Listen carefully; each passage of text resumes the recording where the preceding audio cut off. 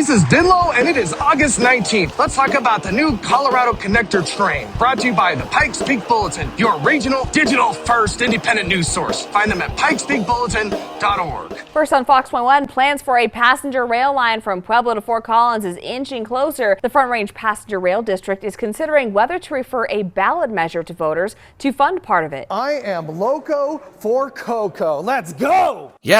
Yes, I am. As a student at Doherty High School, I dreamt of attending the Art Institute in downtown Denver so I could become an animator. At the time, CDOT had applied for a federal high-speed rail corridor designation, and it got my brain spinning. How cool would it be to ride a train from here to Denver when my family and I regularly took the U-Bahn into Frankfurt when we lived in Germany? Unfortunately, our car-brained Republican governor at the time, Bill Owens, instead championed the expansion of I-25 with T-Rex in Denver and Cosmics here in town. Unfortunately, I-25 wound up just as congested due to the induced demand those projects created. But when we talk about Front Range Rail in 2026, we're not just describing dreams anymore. The new Colorado Connector train, or CoCo, has been planning, modeling, and raising funds for years, and it's shovel-ready. While it's not high speed, CoCo's use of existing rail means it's much cheaper, faster, and more practical to build. I advocate for public transit options like CoCo because they provide the freedom to work, play, or even nap on your commute, not to mention the savings in car maintenance. CoCo will also be a relief valve for I-25, which has become the only effective way to move along the Front Range. CoCo will be installed in two tranches, north and south, from Denver's Union Station. Last month, their board approved the northern half to Fort Collins, utilizing stashed RTD funds. It's currently under construction and set to be completed by 2029. The southern half to Pueblo through the Springs would be completed by 2032 with two stations here in town. While designs aren't final, our downtown station will be built right next to the U.S. Olympic and Paralympic Museum